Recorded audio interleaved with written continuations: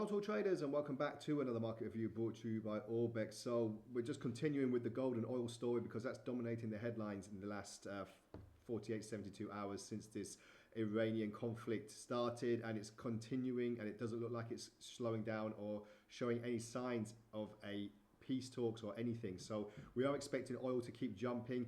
Gold, on the other hand, has been a bit of a rocky road, a bit choppy in the last 24 to 48 hours. We saw this massive $400 drop before springing back into life to test 5,200, which is where we're roughly trading at the moment.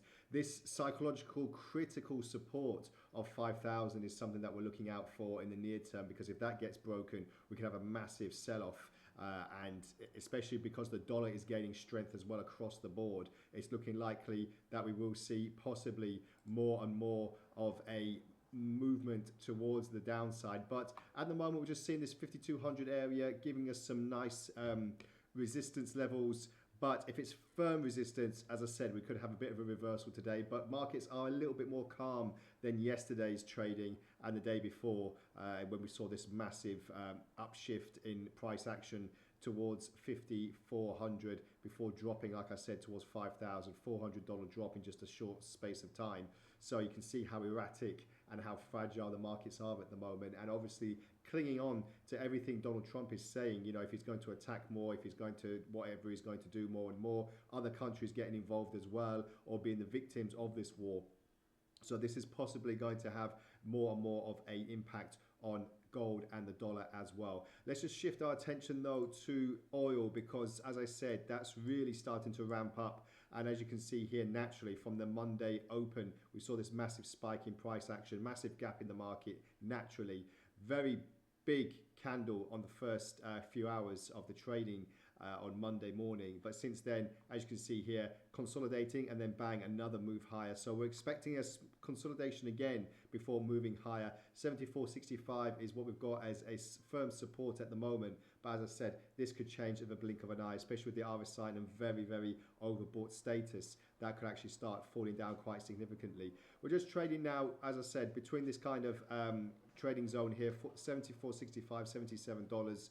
If we do spring back into life, then 80 is the next psychological hurdle that we have to get move past.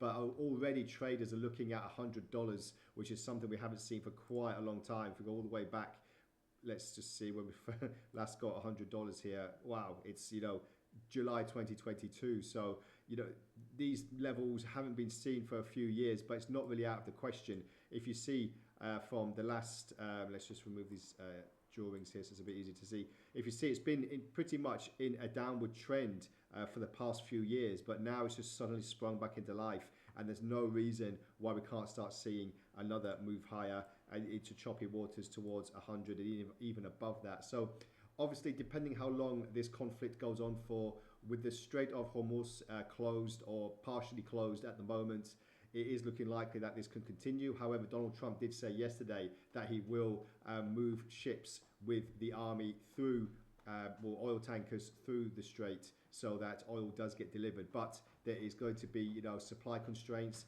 There's going to be inflation worries, interest rate worries as well. So it is still all to come, and possibly not going to slow down anytime soon. So thank you very much for joining me. As always, we'll post this video on our YouTube and Telegram application. So stick with us, stay ahead, trade responsibly, and we'll speak again next time around. Bye for now.